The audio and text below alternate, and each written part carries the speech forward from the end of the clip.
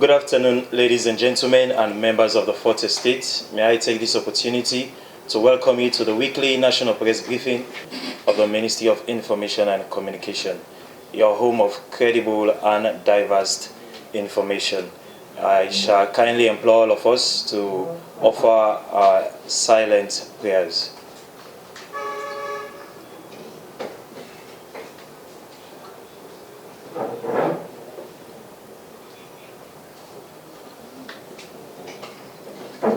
Amen. Amen. May I also invite members of the Fourth Estate to please bring forward your recorders and please put your phones on silent or vibration. We move on to the weekly updates for today.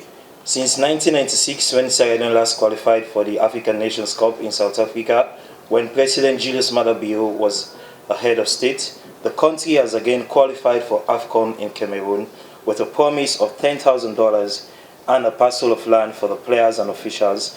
The Leone Stars played their hearts out in Guinea, the capital of Conakry, and beat their Benin counterparts by 1-0 to book their tickets for AFCON 2022. The winning goal came through a penalty, which was converted by Kai Kamara in the first half of the match.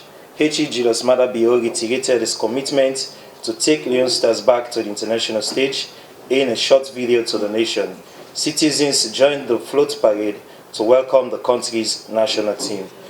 The Ministry of Technical and Higher Education has held a one-day meeting with staffs and students of the Milton Magai College of Education and Technology at the Great Hall of their campus in Godrich. The meeting was held to discuss government's commitment to transform the college into a technical university and to turn the sod for the construction of a multi-purpose building at the Godrich campus. In his welcome address, the principal of Milton Magai College of Education and Technology, Dr. Mohamed Ali Jallo, thanked the Ministry of Technical and Higher Education for answering to their clarion call to listen to their challenges. He attributed the remarkable successes they have recorded as an institution for the past 3 years to the progressive output of their principal, Dr. Philip Kano. The advisor to His Highness Sheikh Khalif bin Salid bin Sultan, President of the United Arab Emirates and UAE, has arrived in Freetown, the capital of Sierra Leone, ahead of a 2-day visit as part of his continued efforts to deepen cooperation between the two countries. His Highness Dr. Sheikh Sultan bin Khalif, who doubles as the first son of the President of the UAE, is leading a 17-man delegation which arrived on Tuesday, 15th June 2021. During the visit, he is expected to meet with His Excellency Dr. Julius Maada Bio, President of the Republic of Sierra Leone, to discuss further ways of strengthening relationships as well as exploring investment opportunities between the two friendly nations. Upon arrival at the Lunge International Airport, Dr. Sheikh Sultan was received by the Honorable Dr. Mohamed Julde Jallo, the Vice President of the Republic of Sierra Leone. On the margins of the visit, the UAE envoy will meet with heads of ministries, departments, and agencies in a bid to foster collaboration. Sierra Leone's Minister of Lands, Housing and Country Planning, Dr. Tural Senesi, has played host to Africa's housing and real estate magnate, Mustafa Njai, at his U Building office in Freetown. Mr. Njai is visiting Sierra Leone to explore investment possibilities in line with a vision to construct 1 million homes in the continent in the next 20 years. The Gambian tycoon, with a proven 45 years of successful career in the sector, was accompanied to the West African nation by Sierra Leone's High Commissioner to the Gambia. At the meeting, Minister Tural Senesi outlined the President's vision in the sector, which prioritizes the provision of affordable housing and proper country planning. He disclosed that Sierra Leone is ready to welcome and work with the credible investors in the various sectors of development. We look forward to partner with you in the direction of developing macro cities and providing affordable housing for low and middle income earners in Sierra Leone. That's all we have for the weekly updates, and I shall invite the Deputy Minister of Information, who will be the chair of the press briefing.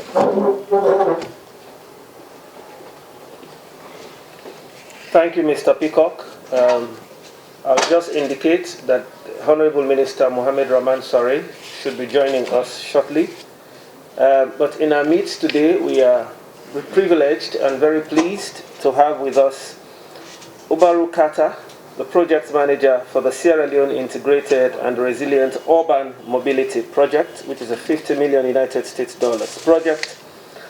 It would please Mr. Carter to update the general public through the media progress in that sector, and I'm sure he'll be giving us a PowerPoint presentation, and thereafter he'll be very pleased to receive your questions and provide answers or comments. After his presentation, we also have with us Harold Thomas, with whom I work closely in the response, who happens to be the Risk Communications Manager and the Health Education Officer in the Ministry of Health and Sanitation. Based on the alert from the World Health Organization, Africa and other parts of the world are effectively in the third wave of the pandemic. So we'll be speaking to the Sierra Leonean context, talking about the exponential rise in cases, and to reinvigorate the protocols around case infection, the rising numbers, talk about surge, ramping up testing, and the things that we need to do to protect ourselves. So yesterday, when His Excellency the President, when we had indication that he was proceeding to the National Stadium to receive the Leone Stars, who emerged victorious in their encounter with Benin, and in the process have gained the ticket to Yaoundé, we were very proactive to ensure that the risk communication and social mobilization pillar was there, and we made a very modest attempt to oblige people who were coming into the stadium face masks, because we know that with the face mask we could slow the spread of the infection. And it is exactly the message that we have with us. So please, for the duration of this program, let's fully mask up, because we are occupying an indoor space. So after Mr. Carter's presentation, and I'm sure he's all set to do so, I will make preliminary comments on the third wave, and I will bring in Harold Thomas to speak also complementarily on the Sierra Leonean context. Without further ado, Mr. Umaru Kata, I give you the floor.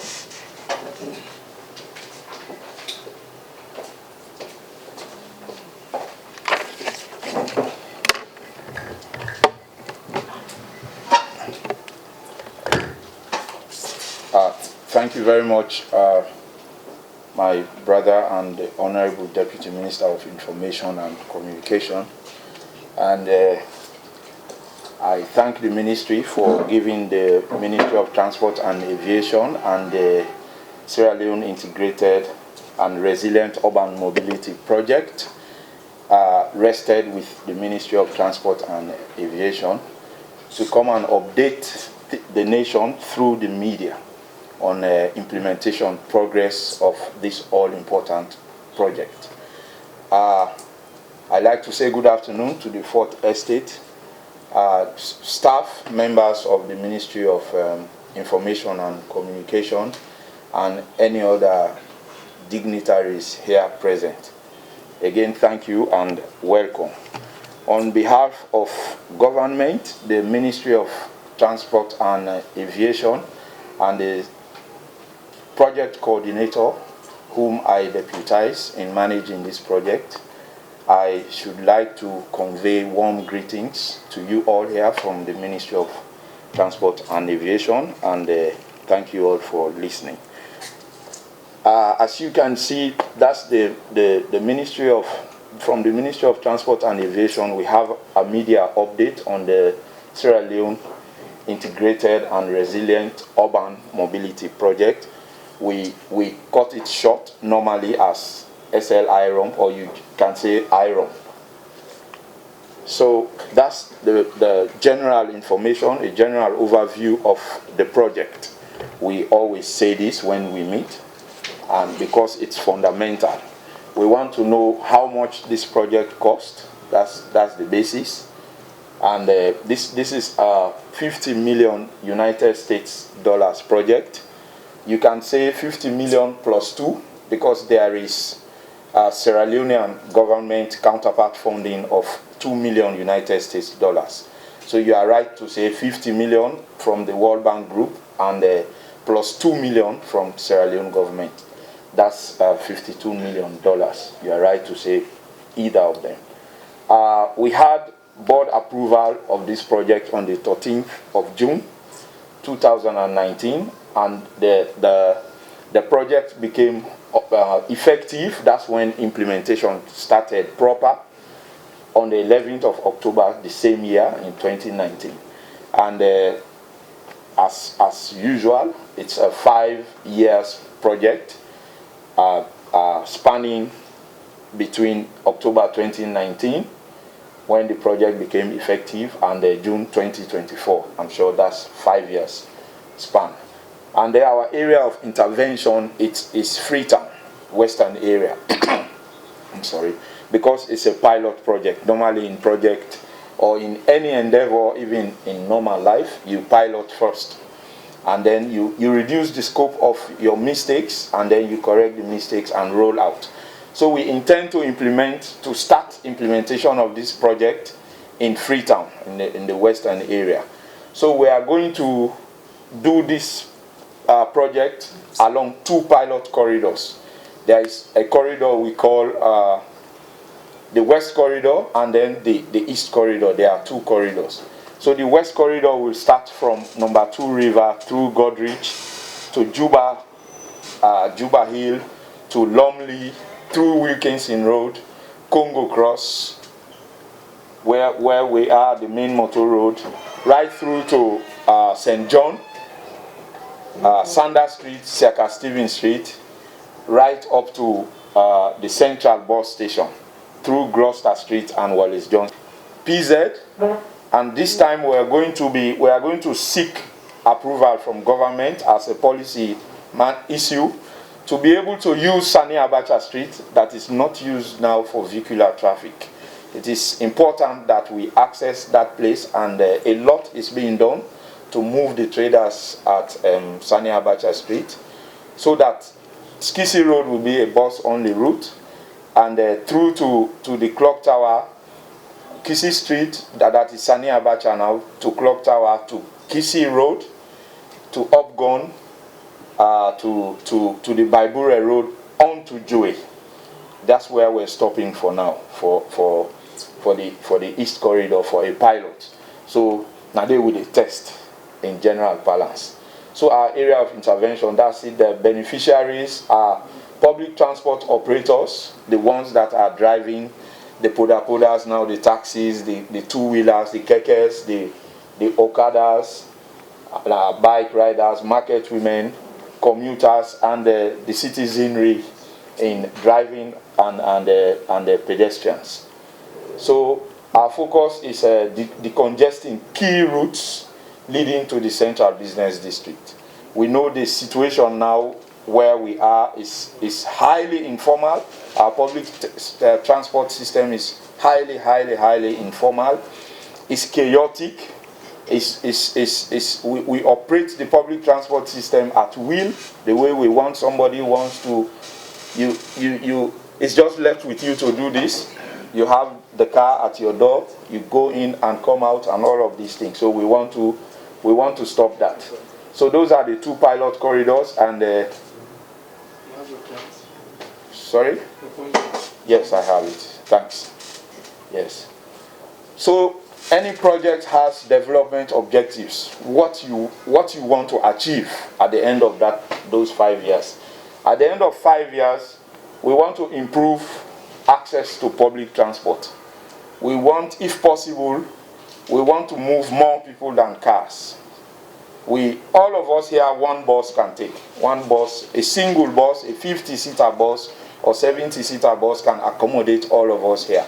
But if we all take cars, our individual cars, you will be deploying nothing less than 30 or 40 individual cars on the road. That's not good for even the environment and all those sort of things. So we want to improve access to public transport. We want to address climate resilience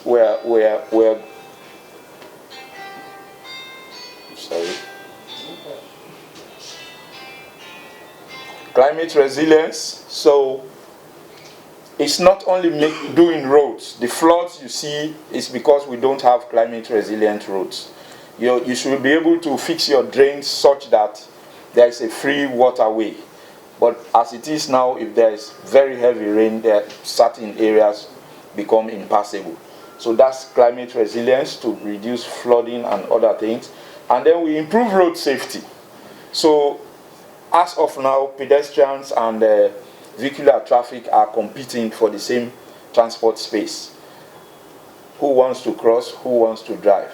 So in that regard, I will be coming to implementation progress, but it's good to highlight that we're doing pedestrian footbridges, if you want to call them pedestrian overpasses. These are bridges that separate, do a clear separation between pedestrians and vehicular traffic. You come to a crossing, for instance, we're going to pilot 4 that again and see, one at Joe Junction. I'm sure you agree with me, but it was done through, there are methods you use to determine where you can put a footbridge and where it's urgent, where it's not. But I'm sure you can agree with me that you definitely need a footbridge at Joe. So you reduce the time you take to cross Joe to go wherever you want to go if people were jumping on top of the road. So Joe, we have one. Wilberforce, Bottom Mango specifically will have one. And Lumley, anywhere between the Safecon roundabout and the police station, you have one there. And then we intend to pilot to start with one at Shell Company at Kisi. That's another chaotic place. Without a scientific survey, you should like to have that type of infrastructure at that point. And then in all of this, you need to enhance institutional and human capacity, especially of stakeholders. We have key stakeholders that form a steering committee. That is, if you will, it can be called the board of that place. It constitutes people, you know them already, but I will say the Sierra Leone Police is a key player in the transport sector.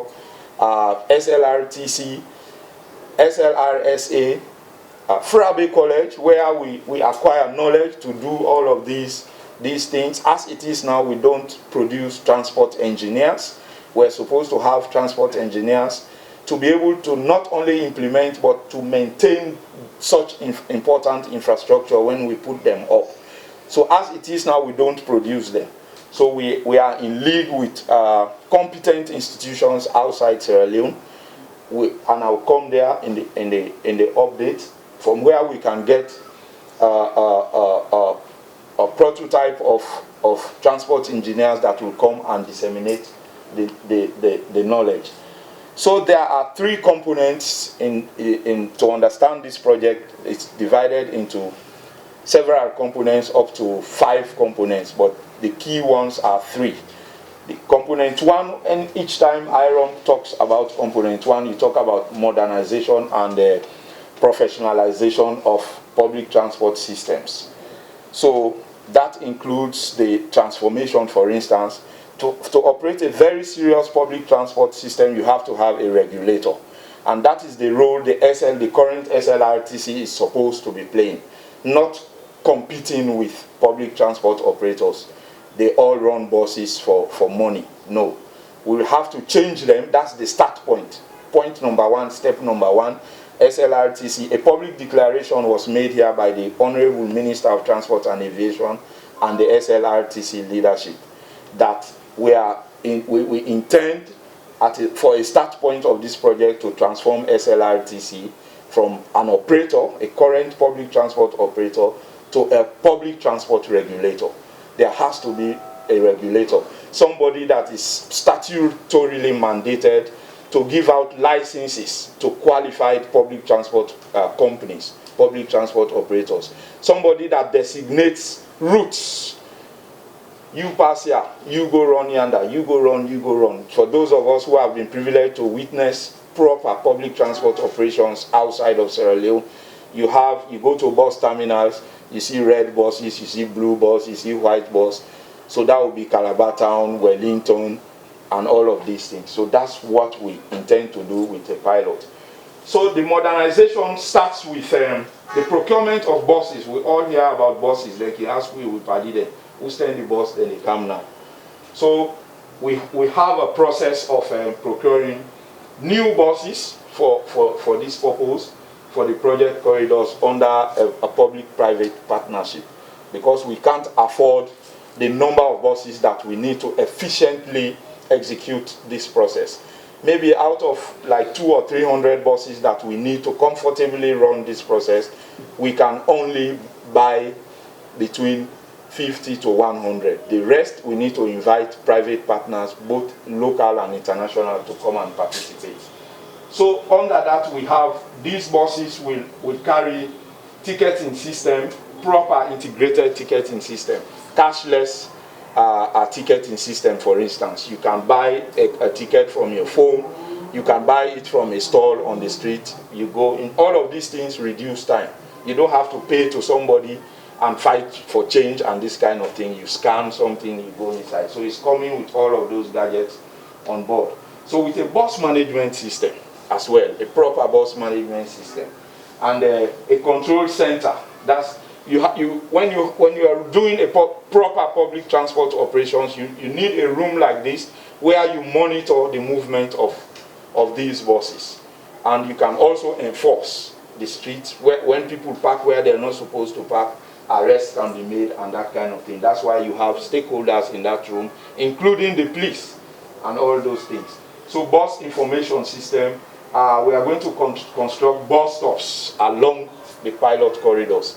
You don't just stand anywhere. We are going to designate proper bus stops where you must have to stand before you can access the public transport system. And then bus priority measures. Peak times. In the morning, for instance, we want to dedicate, if it's the inner lane, for just buses, so that we can go to work in good time. So we want to discourage all of us from using our SUVs and going into the buses. But we can't force people. You have to see for yourself and know, yes, let me leave the car and do this.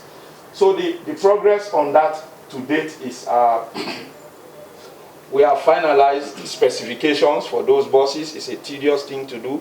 We called all stakeholders, SLRTC, SLRSA, buses that you need technical people to tell you this bus will survive in Sierra Leone out of experience over time. This one will not, and that one will. We called them, we don't know it all. We sat in a room and we are at a stage where we have finalized not only the specifications, we are now at a stage of finalizing even the bidding documents to send them out so that people can apply. Competent business people will apply to bring in these buses. So we expect to. That has been done on the 17th, yes. We now have bidding documents. We soon send them out, and people, manufacturers and whatnot will bring in these buses that we want. And then we are going to construct depots and terminals at number 2 River. The SLRTC has acquired a piece of land there, sufficient enough to host bus depots where they clean buses and all those things to get it ready to embark on the next journey. So that's going to happen, and we are going to regenerate the central bus station. We're going to fix it in a proper manner, in a modernized way, to be capable of hosting such a modernized operation. We are going to construct bus stops at Calabar Town. We don't want to wait until we finish everything. So we have what we call phase 1. the critical phase of we want to start mimicking what we actually want to do. Calabar Town, Lumley, we want to do all of these things now, and then by December 2022, we should be able to see all of these things, because we want to fix the roads. The type of buses we want to bring, you cannot bring them in the current situation. So there is also the transitioning, I've spoken of this, the transitioning of the SLRTC from a public transport operator to a regulator, and the public declaration has been made by both the MTA and the SLRTC leadership. I've gone through that, and we are doing a cabinet paper for the honorable ministers to allow us, it can be in our heads, but the authorities have to allow us, the paradigm we want to change, SLRTC should not be the way it is now, they should be this. So we are putting together the cabinet paper like a justification for that, and then they will look at it and then allow us, hopefully, to do that. So we hope to achieve that by the end of this year, so that we have a fully functioning public transport regulatory authority, and from the cabinet it goes for parliamentary approval, and then they become SLPTA by an act of parliament, which is the normal and the proper thing to do. So we also have to deal with the current informal public transport operators, the drivers, the owners, the driver owners, the apprentices, the conductors, all of those. They now have to belong to what the key qualification to operate in this system is to belong to a company, because that's the best practice outside. You belong to a company, not to one you get a rickety puda, you cannot operate in this system. You have to belong to a company, and we are putting papers together that will, for them to see the advantage of this. Now they work timelessly, all day, all night. But in a proper system, you belong to a company. If you are a driver, you work only 8 hours. You are in uniform, you are in a good tie, you are good to look at, you are pleasant to look at. So you have leave, for instance, you go on leave as a driver and you are paid, which is not happening now. If you work for a company, you have to have NACIT. You make you give yourself an insulation against poverty when your useful life is done, when you are retired, and that kind of thing. I'm sure they will see reason with that and operate as a company. So we are engaging them, we are in engagement with them, talking to them to do this. We also hope to achieve this by mid-2022, to be able to do this. And we are doing roads improvement in project corridors. The kind of thing we want to do the current roads cannot accommodate. So we want to do roads improvement on the project corridors, as I said earlier, from number 2 River to the Central Business District, that's the West Corridor, and the Central Business District to Jue via Sani Abacha Street and Kisi Road, that's the East Corridor. So for the West Corridor, we call Lot 1 in our project dictionary. That contract has been awarded, and the contractor has mobilized, and they started working since 2020, barring too much safeguards. There are what we call social safeguards. You want to make road, you're going to be meeting people's houses, because we plan. And when you are planning, you don't have prejudice. It's where the road is fit and at the most efficient cost. If it goes through somebody's house or piece of land you have to acquire, you have to negotiate with that person, whether difficult person or reasonable person. You have to make sure you negotiate, you interface, you engage that person, and you get that piece of land or landed property for national development. So that one is the biggest stumbling block. It has been the biggest stumbling block to this project, but thank God we are moving. As we go, you see the progress we have made on those. So he has started working. If you look at Congo Cross, you see small things going on there. And also Ferry Junction, that's part of the lot 1. There is going to be some intersection improvement. It's very important that such a thing is done. If you pass by Ferry Junction, you know some works has started there. So that's what is happening. And the East Corridor as well. So this one, yes, he has mobilized, commenced. Maybe I'm not at the East Corridor yet. So that's it. And component 2 has to do with, so component 1 is the modernization of public transport, the players there. Here is strategic resilient mobility investment, anything that has to do with infrastructure related improvement to this process, like roads. And also now we have, I told you about a pedestrian footbridge at Joe Shell Company with Wilberforce and Lumley. So what's the progress on these? We have this update was meant for last Saturday, I'm sorry. So it's now actually supposed to show that we have signed a contract with the most responsive bidder to build us 4 pedestrian footbridges in the western area. We did, I think, last Friday. So we have not only, in fact, we have signed the contract for design and build. So they are now going to do detailed designs, and in the next coming 1 to say the end of the rains, you will see physical works starting for these pedestrian footbridges. So that's it. And then the West Corridor roadworks, I have spoken about that, but another stumbling block is, you know, there's a difference between walking in the very built up areas like Freetown, where the western urban areas where you have not only dwelling houses and you have other facilities like the telecoms.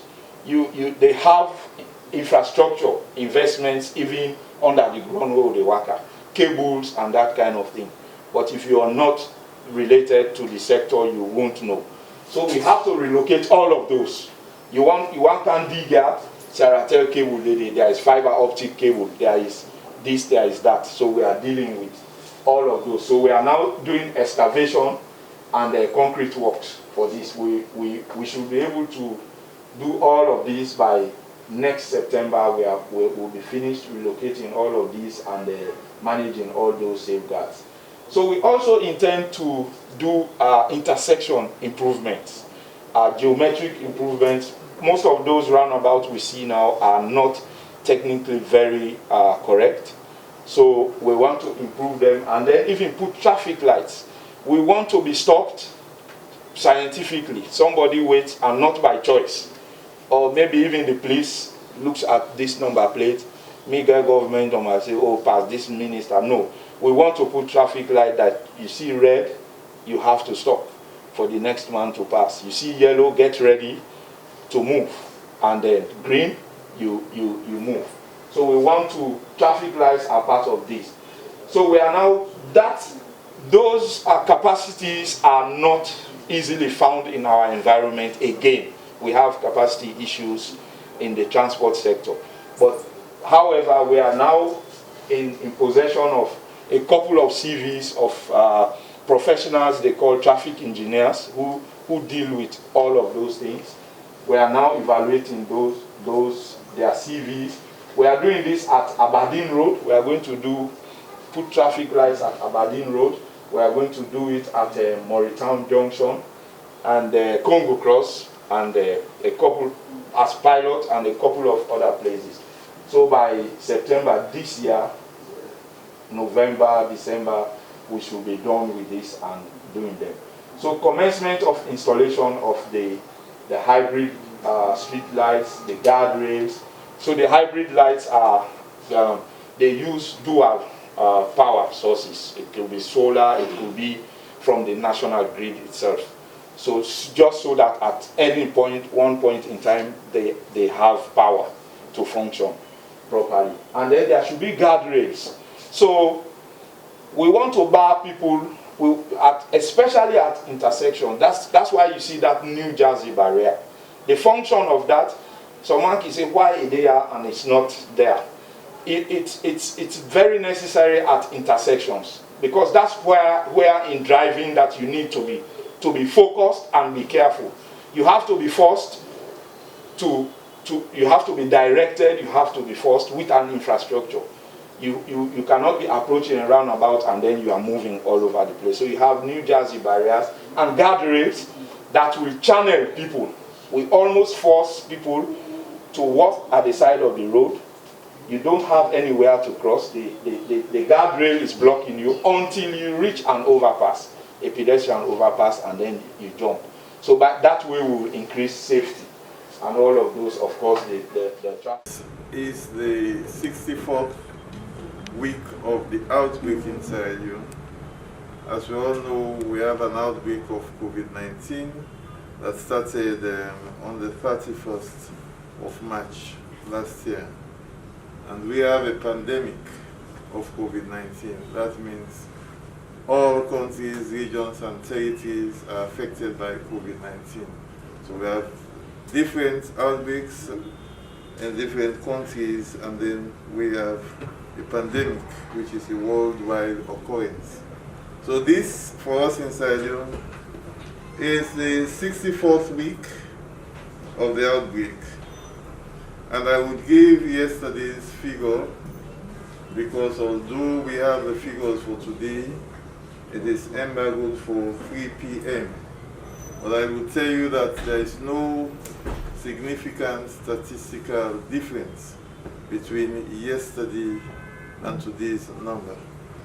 The new confirmed cases yesterday were 56, and recoveries for yesterday 9, deaths 0. Cumulative confirmed positive cases since the start of the outbreak was 4,505, and cases in treatment facilities, I mean treatment centers and community care centers, as of yesterday was 111. The recovery cumulatively stands at 3,200, and the death is so far cumulatively 82. The case fatality rate stands at 1.9%, meaning out of every 100 COVID cases we have 2 deaths. That is what it implies compared to the number cumulatively. In the last 7 days, we have 254 new cases compared to the previous week when we had 95 cases. This implies, in mathematical terms, that we have an increase of 167% when we compare the last 7 days, cases in the last 7 days. And the average daily cases in the last 7 days stands at 36.5. That is about 37 cases on a daily basis, plus or minus. That's the mean.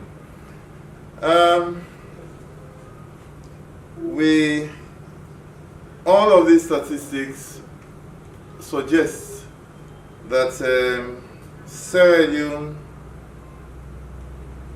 and Liberia have entered a 3rd wave, because we have increased cases exponentially compared to Guinea, that are fewer cases. And we have higher daily incidence in Sierra Leone and Liberia compared to Guinea, which has the least daily cases in the Mano River Union Basin, which includes Sierra Leone, Liberia, Guinea, and Cote d'Ivoire. And we've been talking about waves in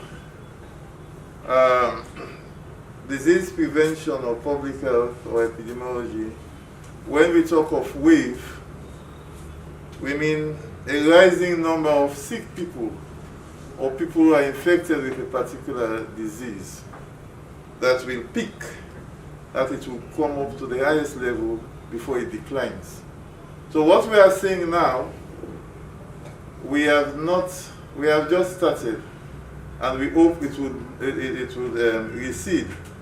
Otherwise, it will go to the highest number until it starts dropping before we are out of the wood for that wave.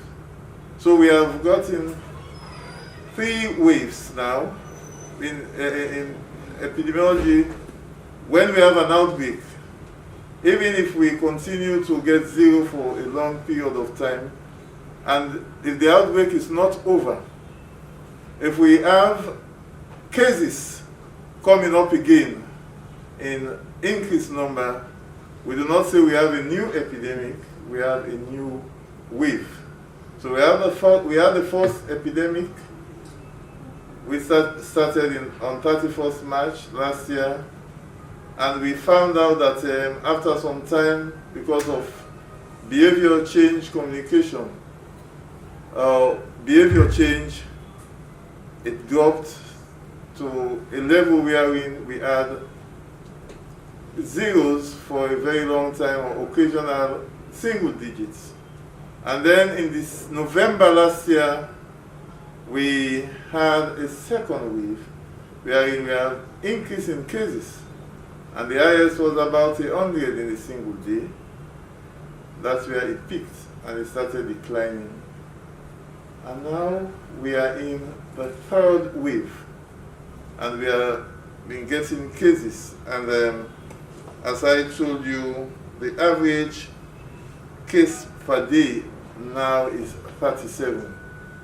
So this points to the fact that although we tried in several ways to put the outbreak under control, and we are dealing with the science, and the science suggests at a point that we should relax some of these restrictions, but we advise the Ministry of Health, NACOVAC, and the government advise that even when these restrictions were eased, we should continue with precautionary measures. That is, they are very simple to carry out. These are the proper use of a face mask or a face covering with at least 2 layers of protection. It is very simple to carry out. The face mask is not a charm. If you hang it on your chin or your forehead or at the side of your face, it will never protect you until it covers your mouth and nose and your chin, because there should be nowhere where the virus can pass to infect you or to infect others. Because the nose and the mouth, these are what we call portals of entry, and at the same time, portals of exit. So that is why it is overly important when we are not alone in any space, especially indoor spaces, to make sure that we use a face covering with at least 2 layers of protection. These are simple to carry out. The second is, or the other is, hand hygiene. Always wash your hands with soap and water, or you use alcohol-based hand rub.